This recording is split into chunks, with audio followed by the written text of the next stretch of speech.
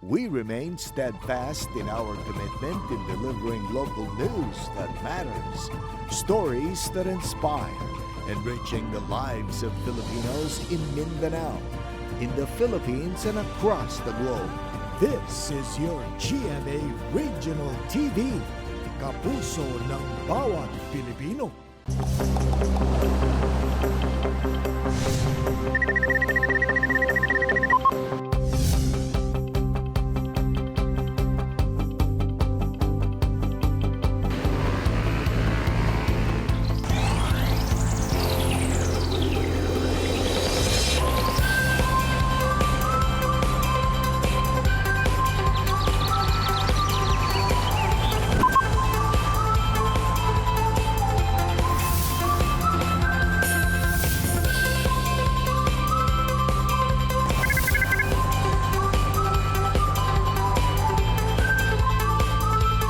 Kini ang At Home with GMA Regional TV. Good morning and have a lovely Wednesday mga kapuso all over Mindanao. Labi na sa mga taga Maco ug Monte Vista sa Davao de Oro Province. Say good morning and kumusta ang gising mo today, Say? Mayong buntag sab Jill, okay pa sa all right Jill. Bitaw, kamusta sab nato Jill ang ato mga kapuso sa Kalilangan ug Kibawe sa Bukidnon Province. Mga kapuso karong buntaga, laing atraksyon na sabang atong bisitahon diya sa Mantikaw, Misamis Oriental nga mao ang Dragon Fruit Farm. Sayron ta unsa ang mga anaa sa ilang atraksyon. Kauban si Jed Christian Saire. Samtang sa dungan tanga ma-amaze sa Lindayag Brothers nga sila Orion, Chill ug Zeus, kinsa pulos lang naman mga international math champions. Lodi dyan sa math mga bataan eh. At ang sila mga kapuso, kauban ang ilang parents nga sila Mommy Ems ug Daddy Francis. Og sa Bestok, atong makachikahan si Mars sa Heartful Cafe nga si kapusong Ira Mariano. Apan una ka na mga kapuso, nasayod ba mo kung unsa ang naandang aktibidad sa mga debotong Katoliko sa matag bulan sa Mayo? Kini mao ang Flores de Mayo kun Festival of Flowers.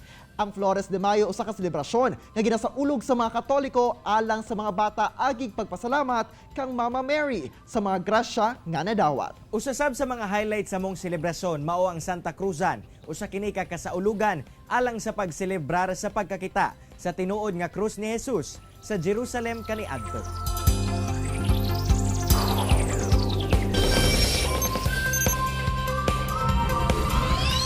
Mga kapuso, karong buntaga sabay ta sa pag-explore sa usa sa mga laaganan karon sa lungsod sa Mantikaw sa Misamis Oriental. Ug sayron kung unsa ba ang mga anaa sa ilahang atraksyon.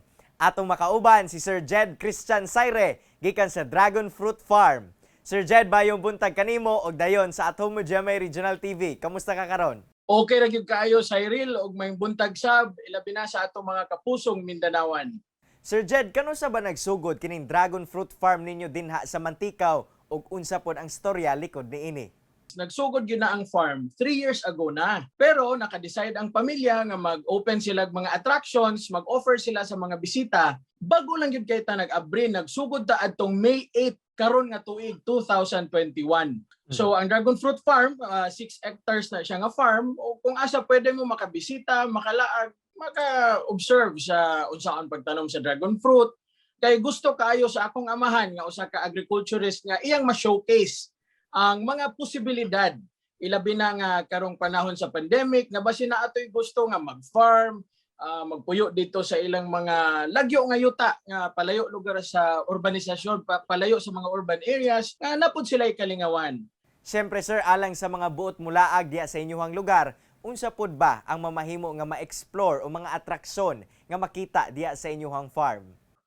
Aside lugar sa Pachada kay nga view, nagbuhat po tag mga Instagrammable nga locations. Actually, daghan tag gina-develop kamulo lang, daghan po tag kanang humana. Ilabi na ang atong sikat kaayo karon ang pinaka-viral nga community panty. Pero aside ana, naputay kanang lugar sa mga maoy, naputay ginabuhat karon nga forbidden forest.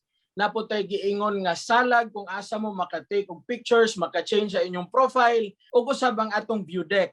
Unya katupong mga mahilig sa sunset, pwede pud mo mulaag dito, maghulat sa siguro mga 5:30 to 6 PM para ma-experience ninyo kung unsa kalami ang sunset.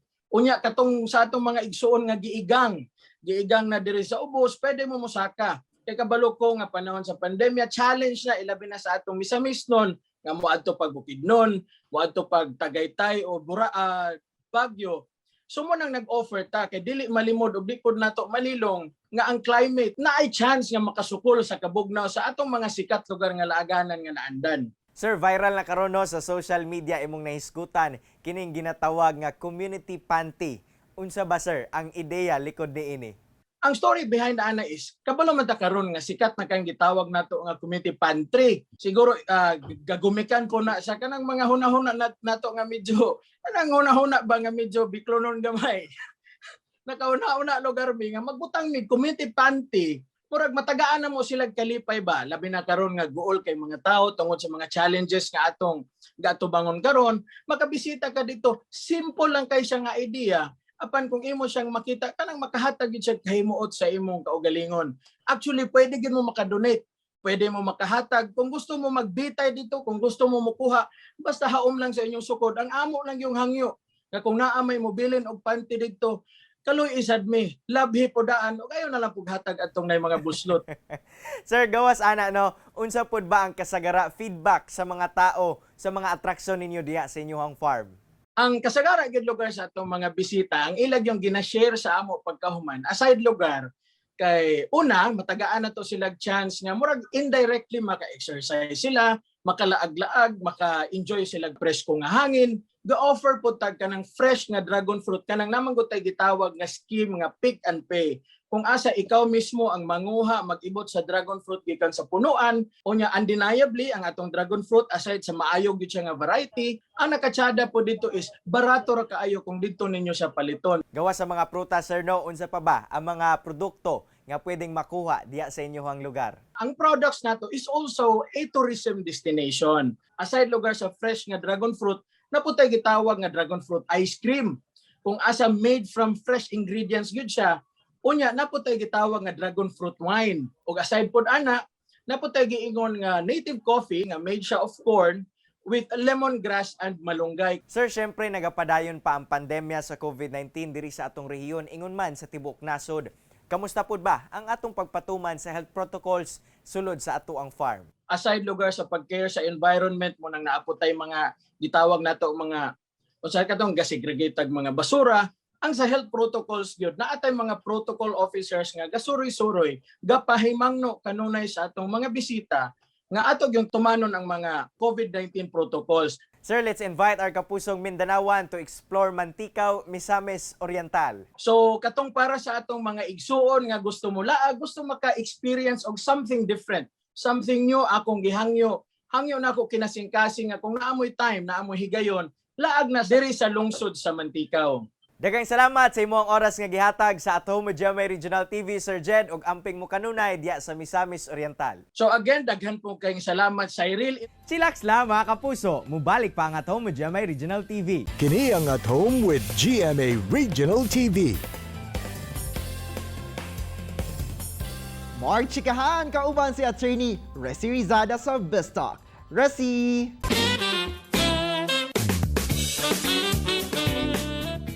Daghang salamat, Archel! May bulag mga kapuso, welcome to Best Talk. Karong bantaga atong makauban si Mars sa drama romantic comedy series na Heartful Cafe. Walay lain pa kundi si kapuso actress Ira Mariano. Maayong budag, Ira, and welcome sa At Home with GMA Regional TV. Kumusta ang gising mo today? Yes, of course. Thank you so much, Attorney Resi. At sa ating mga kapuso, maayong buntag sa inyong tanan. Thanks for having me here. Well, ang gising ko, ang aking umaga ay a heartful morning.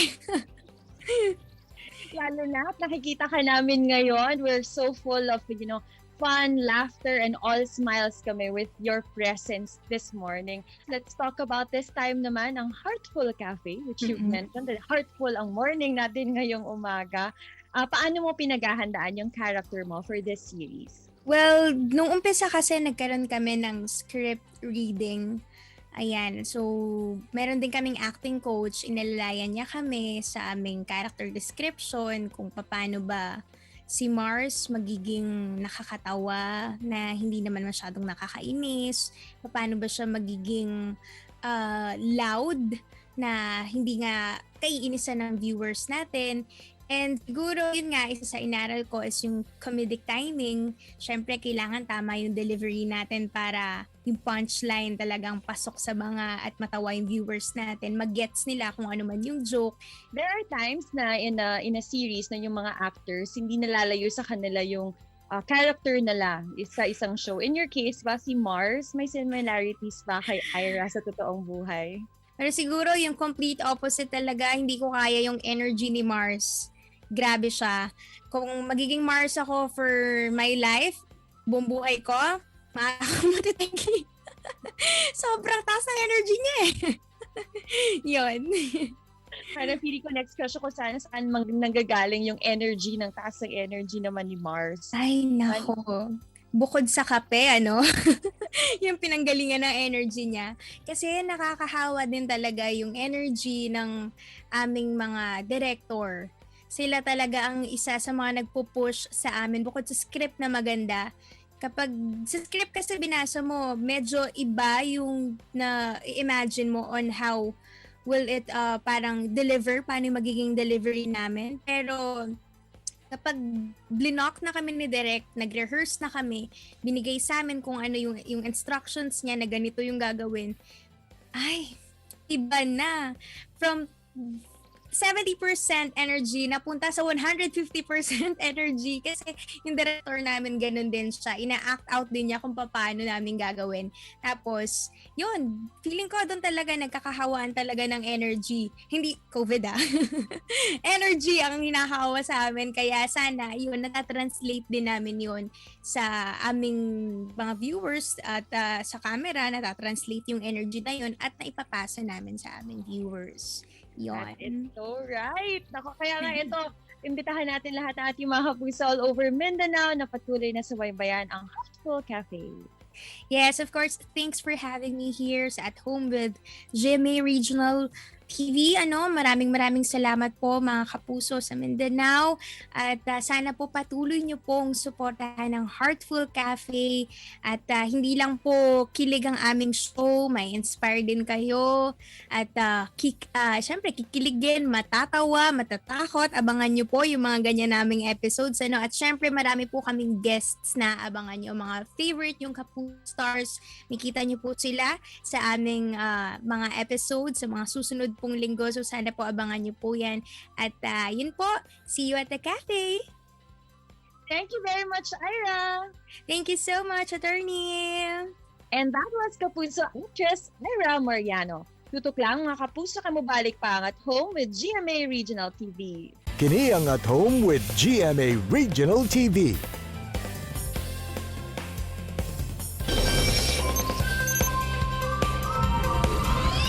Mga kapuso, labi na sa mga mommies o daddies din ha. Kamusta ba ang online learning o dili ba kining modular learning sa inyong mga kids?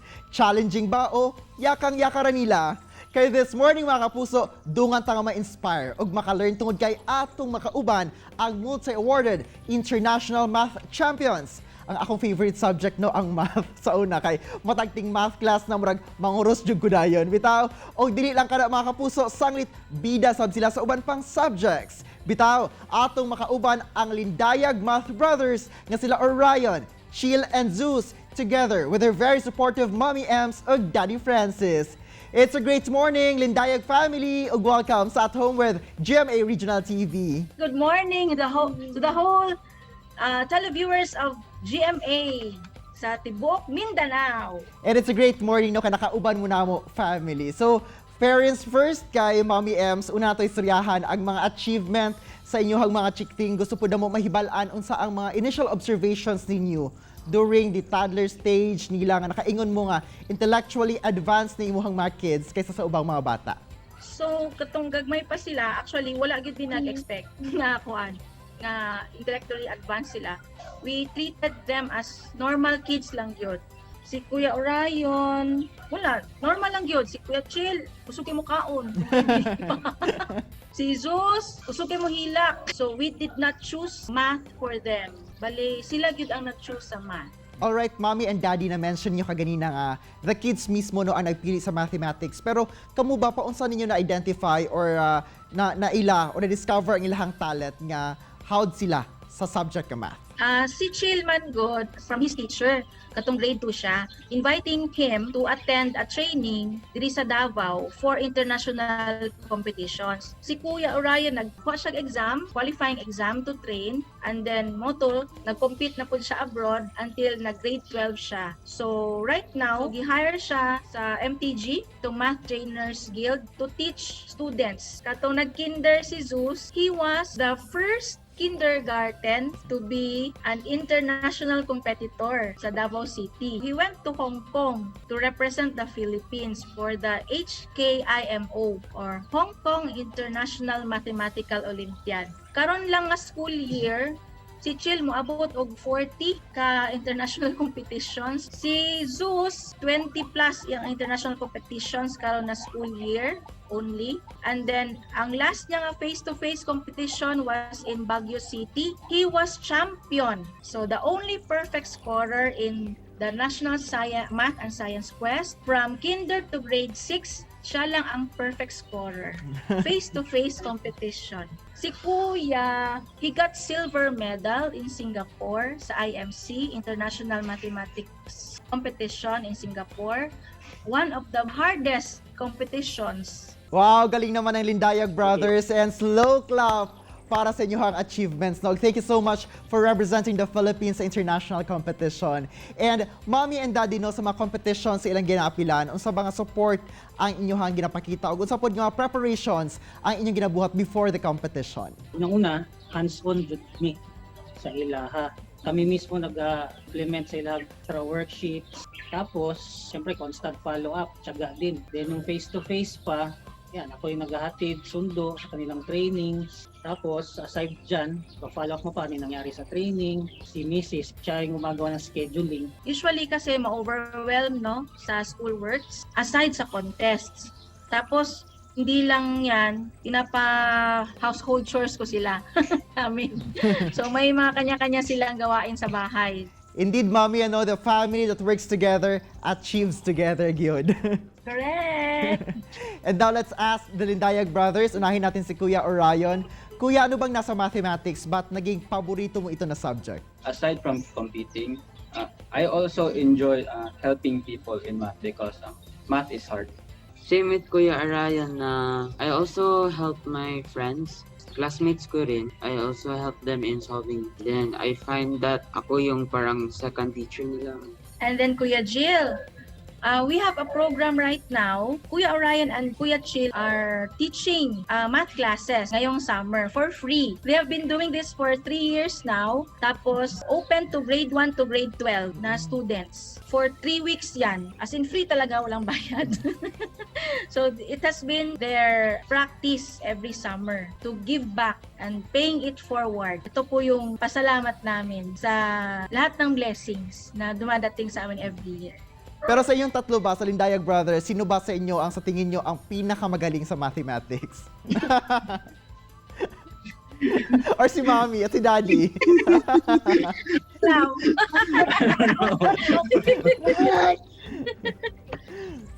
For me, I think Zeus. Right over here. Is the best. So now, let's try ang galing ng Lindayag Brothers. Meron tayong mga mathematical questions dito and I'll be throwing you questions and I'm very excited to hear your correct answer. Ready na ba? Alright, anyone from you could answer, guys. Find 3 positive whole numbers that have the same answer when added together or when multiplied together.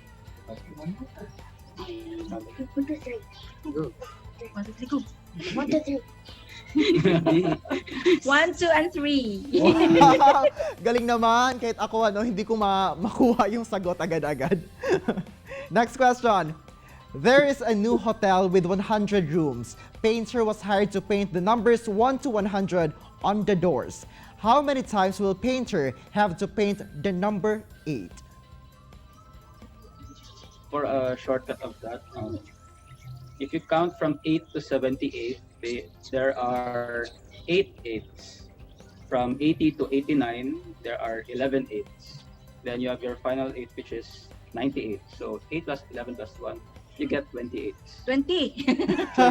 Wow, galing naman. So binigyan pa tayo ng tips no, or very simple solution how to get the correct answer. Thank you so much. Yan, salamat Math Brothers, na Lindayag Math Brothers, and Mommy Ems and Daddy Francis for giving inspiration no, sa ating lahat at pag-share sa inyong story. Thank you so much and amping always. Thank you so much, Kuya Thank RJ. you. Thank you. Thank you for having us. Say, grabe, believe yun kuno sa ka-bright sa Lindayag Brothers. Siyempre, with the guidance na pod sa ilang very supportive parents. Kaya salamat for bringing pride sa atong nasod sa international competitions, Lindayag Brothers. Samtang Jill, gawas sa malingaw og marelax ka na sa mga Instagrammable nga view sa Dragon Fruit Farm sa Mantikaw, Misamis Oriental. Angay sab kuno nga i-explore ang lugar aron makahibalo kita kung unsa ang mga produkto nga mahimo pinaagi niini nga prutas. Samtang say usa sa mga gikalingawas ng mga kapuso ang karakter ni Ira Mariano isip Mars nga happy-go-lucky lang. Busa mga kapuso, daghan patang dapat atangan sa GMA Romantic Comedy Series nga Heartful Cafe. Mga kapuso, unta na-inspired nakakaton kamo sa gishare sa itong mga bisita karong buntaga. Sama na lang sa panultihon ni Emily Zola nga the artist is nothing without the gift, but the gift is nothing without work. Mga kapuso, makita pagbalik ang atong episode pinaagi sa pagbisita sa www.gmaregionaltv.com ug ayaw kalimot na mag-subscribe sa official YouTube channel sa GMA Regional TV. See you tomorrow mga kapuso, and always remember that God is good all the time. Ayaw sab kalimot sa pag-smile. Amping! Stay home, stay safe and healthy mga kapuso. Ako si Cyril Chavez. Kinisab si Argil Relator. Buong Buong puso puso para sa kapuso.